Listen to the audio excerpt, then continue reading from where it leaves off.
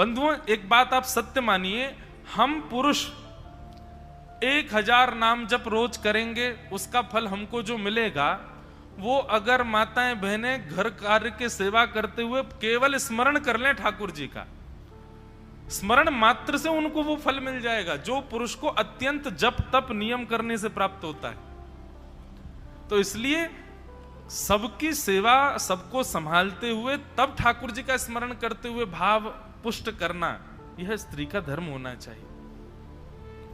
आप उसको बोझ मत समझिए, वो दायित्व ठाकुर जी ने दिया है आपको, वो संभालना है।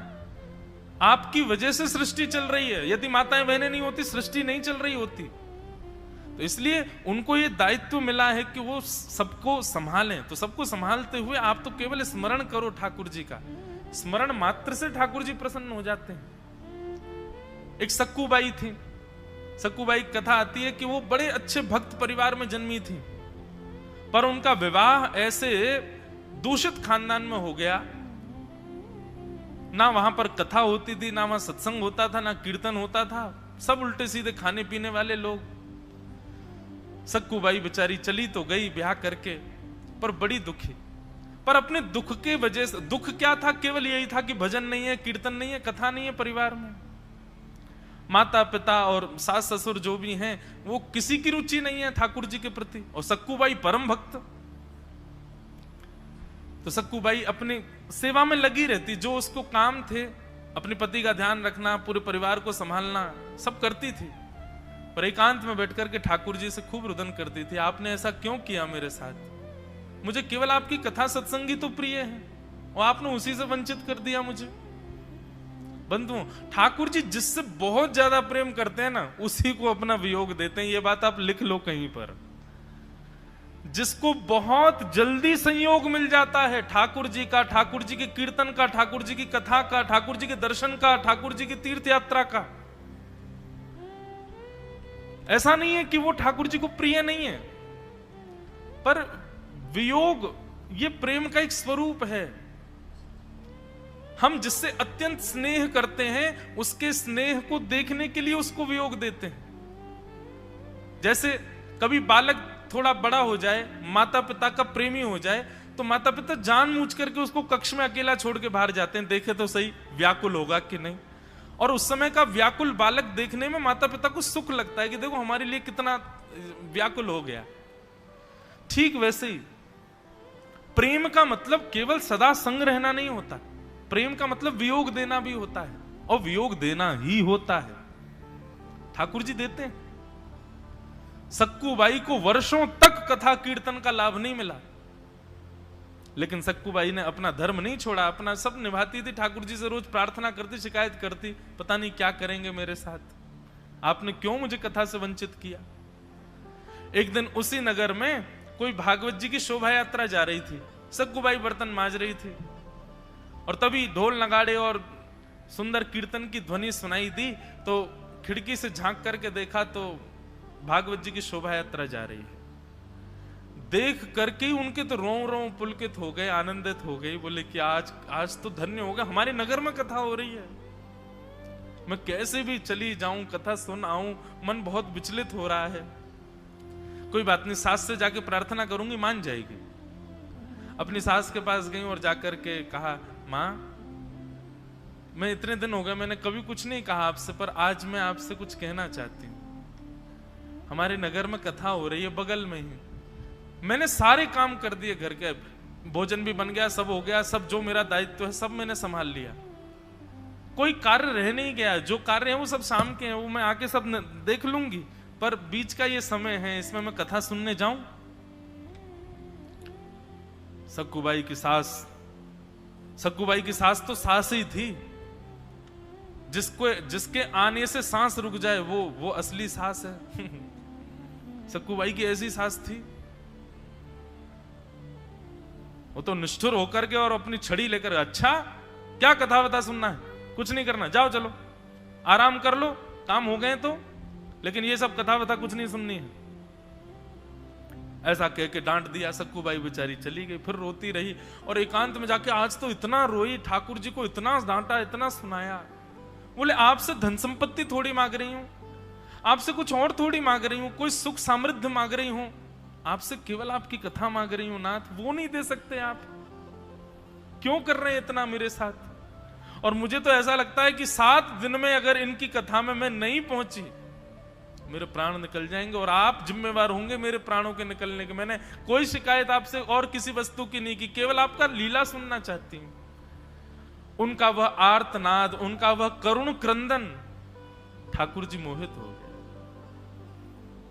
भगवान सास का रूप धारण करके सक्कुबाई के पास आ गए, और जैसे उनकी सास चलती है, जैसे बोलती है, जैसे भौं अपनी मरोड़ के रखती है, वैसे ही बिल्कुल ठाकुर जी बन के आए और सक्कुबाई से आगे, ए सक्कू, बोले हाँ जी जी माँ आज्ञा, तेरे को कथा सुनने का बहुत मन था ना, चल सुन एक काम कर, चली जा, लेकिन सुन समय पे आइयो, वापस आ जाइयो, और सुन वहां प्रसाद मिलेगा ना, और लेके आना मेरे लिए भी।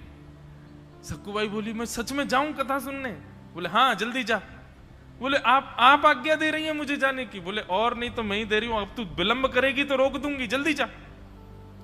सक्कुबाई तो तुरंत महाराज वहां से उठ करके भागी, सीधी कथा में खूब नाची, खूब कथा सुनी, खूब रोई, कथा में आनंदित हो गई। बोले ठाकुर जी मेरी सास का स्वभाव मत बदलो, मेरे पति का व्यवहार मत बदलो, ऐसे ही रहने दो, बस इनको इतना कर दो कि मुझे आपके पास आने दिया करें। लौट करके सक्कुबाई जैसे ही घर गई तो ठाकुर जी तो अंतर ध्यान हो गए, असली सास बैठी थी। सक्कुबाई ने जाकर के प्रणाम किया, मां लो आपके लिए भी प्रसाद लाई हूं, बड़ी अच्छी कथा व्यास जी ने ये सुनाया, ये सुनाया, ये सुनाया। सक्कुबाई की सास ने प्रसाद दूर फेंक दिया, किससे पूछ के गई थी तू? सक्कुबाई बोली अरे आपने ही तो आज्ञा की थी, जा चली जा कथा सुन के आ, आप ही तो बोली थी मुझसे, और मुझसे ये भी कहा था प्रसाद लेके। बोला अच्छा झूठ बोलती है। वहां तो वो डांटने लगी, सुनाने लगी, घर के इतने काम पड़े हैं, तूने कैसे कहा कि सब हो गए? मैंने खुद देखे, बर्तन आधे मजे रखे थे, कुछ वस्त्र रह गए थे। बोले मैं कर रही थी, लेकिन तभी आपने कह दिया कि तू जा, तू कथा सुन के आ, तो मैंने सोचा आके कर दूंगी बचा हुआ कार्य। सक्कुबाई की सास खूब नाराज हुई, बोले कि पता नहीं क्या हुआ, इन्होंने आज्ञा दी, खुद ही डांट रही है मुझको। भीतर जाकर के वो दिखाने लगी, देख बर्तन सारे यहां पर झूठे रखे हैं, तेने माजे नहीं। सक्कुबाई बोली लेकिन यहां तो एक भी बर्तन झूठा नहीं है। सास ने जैसे देखा तो वहां तो सारे बर्तन धुले रखे थे, कोई भी झूठा नहीं। बोले अच्छा बर्तन धुल गए? सास खुद सोच रही है अभी तो झूठे देखे मैंने। दूसरी तरफ जाकर के बोली अच्छा देख यहां पर वस्त्र सारे बिना घी लगाए रखे हुए हैं। बोले नहीं वस्त्र तो सारे घी लगा के रख दिए, देखो। सास बोली अभी तो मैंने ऐसे देखे थे, ये किसने किए? सक्कुबाई का नेत्र बंद हो गए और आभास होने लगा कि जब पहले सासू मां आई थी तो पता नहीं क्यों मुझे विश्वास ही नहीं हो रहा था कि आज्ञा कैसे दे सकती हैं, और जब मैंने उनका स्पर्श किया था तो मुझे बड़ी कोमलता का अनुभव हो रहा था। कहीं ऐसा तो नहीं श्री कृष्ण को मैं इतना डांटती हूं, इतना सुनाती हूं, वही तो नहीं आए थे कहीं? और ये सारे बर्तन धुलना और सारे कपड़े तय करना ये कहीं कृष्ण ही तो नहीं करके गए? नेत्र बंद करके विचार किया तो अनुभव में ही ठाकुर जी सारी क्रिया करते हुए दिखाई दे गए और सक्कुबाई समझ गई। वहीं बैठ गई अपने घुटनों पर और कहने लगी नाथ अब कृपा करो, जब आ ही गए हो यहां तक, सब कर ही रहे हो तो फिर कृपा अनुग्रह करो ना। इतने में ही श्री ठाकुर जी प्रकट हो गए और प्रकट होकर के सक्कुबाई के पूरे परिवार की मति सुमति कर दी और सबके भाव जो थे कुभाव उन सबको भाव में परिणत कर दिया, आदि आदि करके सक्कुबाई के ऊपर अनुग्रह किया। बोलो भक्तवत्सल भगवान की। तो माताओं को दायित्व देकर के भेजा है भगवान ने संसार में, उस दायित्व का निर्वहन करते हुए भी अगर स्मरण कर लेंगे ना ठाकुर जी उनसे जल्दी प्रसन्न हो जाते हैं। भाई लोग जितना जप तप में लगे रहेंगे उतनी फिर लगेगा टाइम ठाकुर जी को प्रसन्न होने में, पर माताओं का तो एक दिन का प्रेम भाव भी यदि वो देती हैं ठाकुर जी को, ठाकुर जी उसी से ही प्रसन्न हो जाते हैं। फिर एक और प्रश्न है पर इसका उत्तर मैं कल दूंगा क्योंकि फिर बहुत विलंब हो जाएगा, विशिष्ट है। एक बात कह देता हूं, इन्होंने कहा है कि आपने 5वें दिन की कथा में कहा था कि क्रोध आने पर मौन हो जाओ। यह मैंने अपनी जिंदगी में उतारना प्रारंभ किया है, परंतु दूसरा पार्ट क्षमा, ये कैसे लाया जाए, क्षमा कैसे करें। देखो, आपने अभी प्रारंभ किया है, 5वें दिन हमने कथा में कहा है, तो अभी ये 15वां 16वां दिन है, अभी 3-4 दिन ही हुए मौन हुए आपको। अभी प्रारंभ किया, मौन अधिकतर होना प्रारंभ कर दो, अपने आप क्षमाशीलता चित्त में आ जाती है। फिर क्षमा करने का गुण उसके अंदर होता है जो दीन होता है। जिसके अंदर किंचित भी अहम होगा वो क्षमा नहीं करेगा। तो जिनका भी ये पत्र है उनसे हमारी प्रार्थना अहम शून्य बनी है। अहम शून्य व्यक्ति ही क्षमा करता है, और अहम युक्त व्यक्ति के अंदर क्षमा दान का भाव नहीं रहता। इसलिए अहम शून्य होने के लिए क्या किया जाए, बोले सदैव इसमें तो विचार ही करना पड़ेगा कि मैं किस बात का अभिमान कर रहा हूं, किस चीज का किंचित अभिमान है मेरे अंदर। कहीं यही तो अभिमान नहीं हो गया कि मैं मौन रहता हूं इतनी देर, यह भी एक सूक्ष्म अभिमान है। मैं वैष्णव हूं, मैं भक्त हूं, मैं त्रिकाल गंगा स्नान करता हूं, त्रिकाल संध्या करता हूं, संध्योपासन करता हूं, ऐसा ये वेद पढ़ता हूं, ये पुराण पढ़ता हूं, यह सब भाव चित्त में आना, यह भी एक सूक्ष्म अभिमान है। अपनी समस्त क्रियाओं को भगवत कृपा समझ करके पालन करो। मैं करता हूं ऐसे भावना, जिस मैं पना जब तक रहेगा तब तक क्षमाशीलता आपके भीतर नहीं आ सकती। इस मैं का जिस दिन त्याग कर दोगे उसी दिन क्षमा करना प्रारंभ कर दोगे। इसलिए मैं त्याग करो। बोलो वृंदावन बिहारी लाल की, अवधूत चिंतन श्री गुरुदेव दत्त। श्री दत्त भगवान के अगले गुरु कि मधुहा हरिणो मीन पिंगला कुरोर्भक कुररोभक। दत्त भगवान के अगले गुरु का नाम है हिरण। दत्त प्रभु कहते हैं मैंने हिरण से क्या सीखा, बोले उसके पास गति बहुत है। बहुत ध्यान सुनना, हिरण के पास गति बहुत है, बहुत तेज दौड़ता है, और संकट आने पर वो उसकी गति और 4 गुनी हो जाती है। पर वह अपने कान का इतना कच्चा होता है। एक दिन मैंने कथा में बताया था ना, वो श्लोक पंडित जी ने लाके मंच पे दिया था, उसमें 5 उनके बारे में, कुरंग मातंग पतंग भृंग मीना हता पंच भिरेव पंच नहर प्रमादी सकथे न हन्यते ये सेवते पंच भिरेव पंच। तो वहां पर हिरण का नाम भी आता है। हिरण के पास गति होती है, हिरण के पास उसकी गति और दुगनी हो जाती है जब उसके ऊपर आक्रमणकारी कोई जानवर आता है। परंतु वह हिरण अपने कान का कच्चा होता है। कैसे कच्चा होता है? यदि उसको मधुर संगीत सुना दिया जाए, उसको मधुर स्वर सुना दिया जाए, तो वह गति होने के बाद भी खिंचा चला जाता है उस ध्वनि की ओर। और उस ध्वनि करने वाले व्यक्ति के मन में तो भाव है उसको उसका हरण करना, उस हिरण को बंदी बना करके उसको ले जाना, शिकार करना। परंतु वह इस बात को समझ नहीं पाता, और गति होने के बाद भी एक शरेरा उसका स्वरूप होता है। बहुत पतला दुबला होता है हिरण, कहीं से भी भाग सकता है, कहीं भी कूद जाता है, नदियां भी पार कर जाता है, इतनी तेज छलांग होती है उसकी। लेकिन इतने सब गुणों से युक्त होने के बाद भी वो अपने कान का कच्चा होता है और उस स्वर के प्रति अधीन हो जाता है, और इतना अधीन, इतना तल्लीन हो जाता है उस स्वर के प्रति कि वह शिकारी उसको बंदी बना लेता है, और उसके बाद भी वो अपनी गति का प्रयोग नहीं कर पाता। तो मैंने यहां पर यह सीखा कि व्यक्ति को सर्वगुण प्राप्त हैं, गति प्राप्त है, शरीर स्वरूप सब कुछ उसका बढ़िया है, परंतु वह अपने कानों को योग्य सुनने वाले भाव नहीं प्रदान करता है, तो उसकी गति हिरण जैसी हो जाती है। कानों को सुनने के लिए सद्भाव केवल और केवल हरि चर्चा है। बंधुओं, कानों के पास भी संग्रह और निवृत्ति के भाव होते हैं। संग्रह और त्याग का गुण कानों में भी होता है। जो योग्य वस्तु लगती है उसको कान सुन करके कभी नहीं भूलते, संग्रह कर लेते हैं। और जिसको आप अयोग्य मानते हो, जो आपको अच्छे नहीं लगते बात, कान उसको सुनकर के भी विस्मृत कर देते हैं, त्याग कर देते हैं। कानों के पास एक गुण होता है। लेकिन आपको एक बात बताएं, मानव शरीर में सबसे अच्छी इंद्रिय यदि कोई है तो वो कान है। क्यों? इनके अलावा जितनी भी इंद्रियां हैं वो सब प्रदान करती हैं, आदान नहीं करती।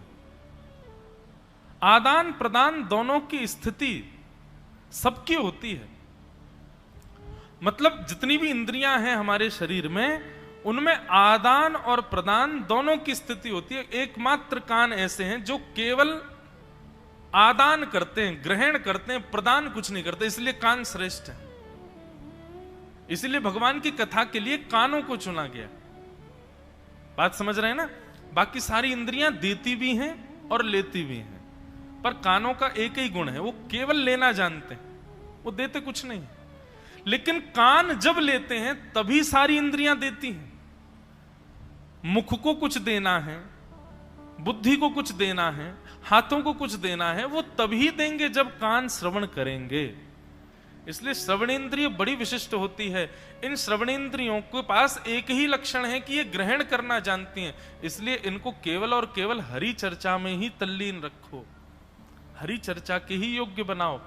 अन्य चर्चाओं के प्रति आकर्षित हो गए तो गति होने के बाद भी, योग्य होने के बाद भी, सर्वसमर्थ होने के बाद भी आप अपने नाश से बच नहीं पाओगे। जैसे हिरण, ये मैंने हिरण से सीखा।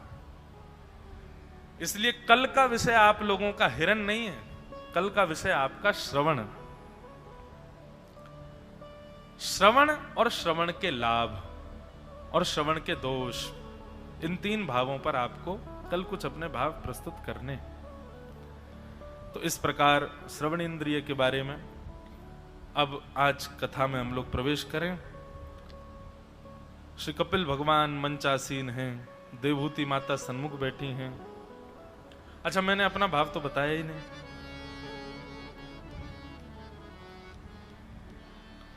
सदैव उस भाव का संग्रह करो जो बांटने पर भी खर्च नहीं होता हो। सदैव उस वस्तु का संग्रह करो जो देने पर भी कभी खर्च ना हो। धन का और उस वस्तु का त्याग करो जो बांटने पर कम हो जाती है। अब इसमें आप अनुमान लगाइए, जो बांटने पर कम होता है क्या है? दुनिया की हर वस्तु, अन्न हो, धन हो, वस्त्र हो, ये सारे भाव ऐसे हैं जो, या आदि आदि और भी जो भी भाव आपको लग रहे हों, ये सब बांटने पर कम होते हैं, ये सब बांटने पर निवृत्त होते हैं। दुख भी बांटने पर कम हो जाता है। बोलते हैं दुख बांटना चाहिए, अपना कष्ट बांट दो, कम हो जाता है, हृदय हल्का हो जाता है। तो जो भी वस्तु बांटने पर कम हो जाए उसका संग्रह मत करो, और जिस वस्तु का बांटने पर वर्धन हो सदा उसका संग्रह करो। सबसे पहला विद्या, बांटने पर खर्च भी नहीं होती। विद्या धनम सर्वधनम प्रधानम, बांटने पर कभी खर्च नहीं होती और बढ़ती है। प्रेम, बांटने पर कभी खर्च नहीं होता, सदैव बढ़ता है। दया, बांटने पर कभी खर्च नहीं होती लेकिन बढ़ती है। मतलब दो क्रिया एक साथ हो रही हैं, दान भी हो रहा है और वर्धन भी हो रहा है। पान हूं करत लागी कोटि गुण प्यास है। संग्रह ऐसी वस्तु का हो जिस वस्तु का पान किया जाए और पान करते करते प्यास भी बढ़ रही है। तो ऐसी वस्तु क्या है? ज्ञान, विद्या, प्रेम, दया, भक्ति, और लगाते जाओ, ज्ञान। ये सब वो भाव हैं जो सदा देने पर खर्च भी नहीं होते और सदा उदयमान रहते हैं, वर्धमान रहते हैं। इसलिए संग्रह सदैव उन भावों का करो। तो ये हमारा भाव था। आप सबके भाव पढ़ के ही हमको प्रेरणा मिलती है, हमारे अपने तो कोई भाव होते नहीं है। तो यह संग्रह के विषय में सीखा। अब चलिए आज के कथाक्रम में हम आप सब लोग प्रवेश करें। सुंदर कपिल भगवान देवहूति माता को सुंदर प्रसंग सुना रहे हैं।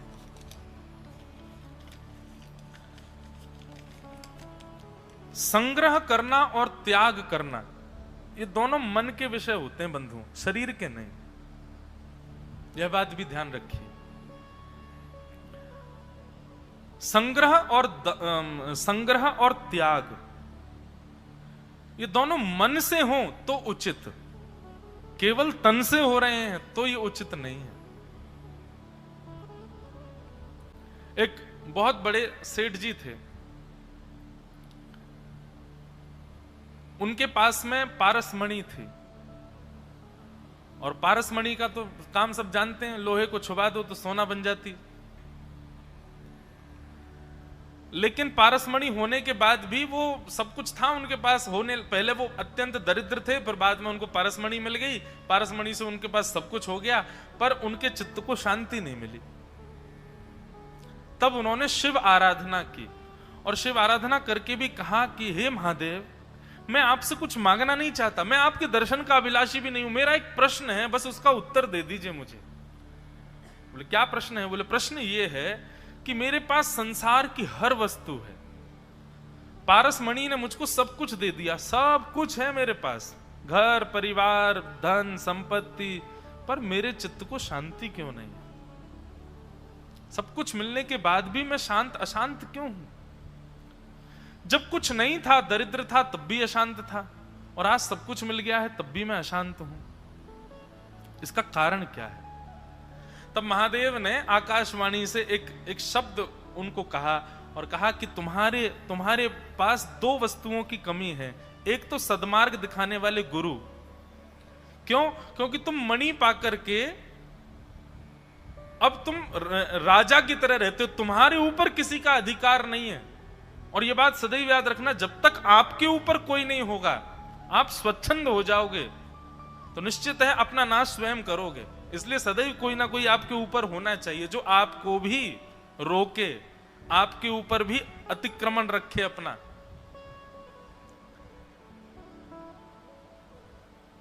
तो तुम्हारे गुरु नहीं है। पारसमणि पाकर के तुमको लगता है तुम्हें सब कुछ मिल गया, अब तुम कुछ भी कर सकते हो, और कुछ भी करने के भाव के लिए तुम सहजता से सब कर भी लेते हो, किसी का अतिक्रमण नहीं होता, कोई तुमको रोकता नहीं है। इस वजह से तुम कई बार गलत कर्म भी करते हो, इसलिए तुम्हारा मन शांत रहता है। दूसरा बात, तुम्हारे चित्त में प्रेम नहीं है। तुम्हारे चित्त में सब कुछ है पर प्रेम नहीं है, और प्रेम जब आता है ना तो त्याग सिखाता है। गुरु जब जीवन में आएंगे तो वो प्रेम सिखाएंगे, इसलिए तुम सदगुरु ढूंढो अपना। सदगुरु जीवन में आ जाएंगे तो तुम्हारा चित्त शांत हो जाएगा। महादेव ने आज्ञा कर दी। उसने पूछा, बोले महाराज सदगुरु कहां मिलेंगे?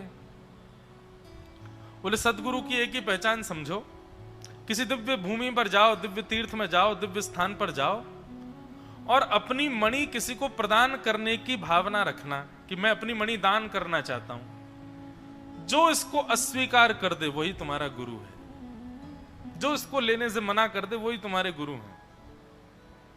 वो व्यक्ति निकल पड़ा महाराज, और संभवतः वो वृंदावन ही आ गया, और वृंदावन में उसने जितने भी आचार्य थे सबको मणि देने का प्रयास किया, सबके चरणों में मणि अर्पित की। अब तो मणि देख करके तो महाराज उसके लिए खीर बनाई जा रही है, पूड़ियां बनवा में 56। अरे आओ आओ बैठो सेठ जी, बैठ बिराजो, आप कहाँ जा रहे हो, यहीं रहो, सब बढ़िया इनकी व्यवस्था करो भैया। हाँ तो मणि कब नाम करोगे हमारे? जैसे ये लोभ वृत्ति उनकी दिखाई देती, वो समझ जाती है गुरु नहीं है। सब जगह भ्रमण करते करते उन्होंने सब जगह लोभ देखा। तभी एक दिन वे निधिवन राज पहुंचे, और वहां पर स्वामी श्री हरदास जी का उनको दर्शन हुआ, जिन्होंने श्री बिहारी जी को प्रकट किया। और स्वामी श्री हरदास जी महाराज के चरणों में जाकर के वंदन किया। वंदन करते हुए उस मणि को अर्पित किया, और मणि को देखते ही स्वामी जी बोले, भैया जे कहा दे रहा हूं मैं। बोले स्वामी जी आपकी सेवा, बिहारी जी की सेवा के लिए कुछ सेवा का भाव है, आप स्वीकार करो। बोले जितनी जल्दी तेने अपनी जेब से निकाल के जे नीचे धरी है ना, उतनी जल्दी या वापस जेब में धर ले अपनी। और मुंह को दिखाइयो भी मत। अरे तू कहा पारस मणि दिखावे, मेरे पास तो त्रिलोक की मणि बैठी है, साक्षात बिहारी जी बैठे हैं, इनके आगे कौन सी मणि मांगू मैं तोते? अरे मोह मत दिखावे, ले जा याकू। आहा, स्वामी जी के भाव सुनते ही वो तो समझ गया, बोलो हो गुरुदेव मिल गए मुझे, मेरे गुरु प्राप्त हो गए, यही मेरे गुरु हैं, यही मेरे सर्वस्व। स्वामी जी के शरणागत हो गया। स्वामी जी की शरण में जाते उसने कहा मुझे आप शरण ग्रहण करो। बोले एक शर्त पर करूंगा। बोले कहा? बोले ये जो मणि है ना तेरी, याकू जमुना जी में फेंके आ, याकू यमुना जी में फेंके आएगा तो मैं तो को अपना शरणागत बना लूंगा। उस व्यक्ति ने पहले तो उसको थोड़ा संकोच सा हुआ कैसे करें, लेकिन उसने मन में विचार किया महादेव ने आज्ञा करी, मैं इतने प्रयास करके आ गया हूं, अब गुरु मिल गए तो मान लेता हूं बात, और मणि से वैसे भी कौन सा सुख, सब तो मिल गया मुझे, अब तो चित्त की शांति चाहिए, वो मणि से मिल नहीं रही है, तो गुरुदेव की आज्ञा मान के फेंक देता हूं। और उसने जाके यमुना जी में मणि को फेंक दिया, अर्पित कर दिया श्री यमुना जी को। स्नान करके आया, स्वामी जी ने उसको दीक्षा प्रदान कर दी। परंतु कुछ समय बाद उसके मन में वो व्यथित रहने लगा, वो दुखी रहने लगा, ना उसको भोजन भाता था, ना उसको नींद आती थी, वो सदैव चिंता सी में रहता था, और चिंता उसको एक ही बात की रहती थी, मणि होती तो मैं ये कर लेता, मणि होती तो मैं ये कर लेता, मणि होती तो मैं ऐसा कर लेता। मतलब तन से तो छोड़ दी पर मन से नहीं छोड़ पाया, और इसलिए शरणागत होने के बाद भी, गुरुजन के मिलने के बाद भी वो अशांत था। स्वामी जी के चरणों में एक दिन बैठा था, स्वामी जी महाराज ने उसके मुखमंडल को देख करके समझ गए, बोले इसके मन का भाव क्या है। स्वामी जी ने तुरंत वहीं निधिवन राज की रज उठाई, और रज उठा करके उसकी ओर जैसे ही फेंकी, उठाई थी तो रजती, फेंकते ही वो सारी मणियां बन गई। बोले ले, ये सबरी पारस मणि है, और इन सब पारस मणियों में एक मणि तेरी है, उठा ले, कौन सी है तेरी, तुझको याद होगा ना। यह देखते ही उसका चित्त जो है वो अत्यंत, उसको ग्लानि होने लगी अपने ऊपर, मैंने क्या किया, ऐसे गुरु समर्थ के चरणों में आकर के भी मैंने तन से त्याग किया, मन से त्याग नहीं किया, इसीलिए अशांत हूं। चरणों में गिर के खूब रोया, बोले स्वामी जी मुझे क्षमा कर दो। बोले देख, इस संसार के विषय तन से छोड़ने बड़े आसान हो मैं, पर मन से इनको जब त्याग किया जाए ना, तभी बिहारी जी स्वीकार करें। ऐसे तो घनेरे घूम रहे हैं जिनने अपने शरीर से सब कुछ छोड़ दिया है, परंतु वास्तविक तो वो है, बिहारी जी तो वाकु स्वीकार करें जो मन से त्याग करे। आज के बाद या कुछ चित्तवृत्ति में आन मत दियो, और देखिए तो को बिहारी जी दर्शन देंगे। बस स्वामी जी की वो बात सुनकर के वो जो था व्यक्ति, उसने मन से त्याग कर दिया। अब तो वो सदा श्री बिहारी जी, और एक दिन ऐसा हुआ कि श्री निधिवन राज में साक्षात प्रत्यक्ष चलते फिरते श्री बिहारी जी के उसको दर्शन हो गए, ठाकुर जी का साक्षात्कार हो गया। तो संग्रह और त्याग ये शरीर से करना बहुत आसान होता है, इनको मन से करो। और एक बात कहें, मन से यदि किसी का त्याग है और शरीर से भली उसका संग हो रहा हो, तब भी संग दोष नहीं लगेगा। क्यों? क्योंकि शरीर से तो त्याग है ना, मन से तो त्याग है ना उसका, चाहे वो धन हो, चाहे वो संपत्ति हो, कुछ भी हो, तो मन से त्याग हो।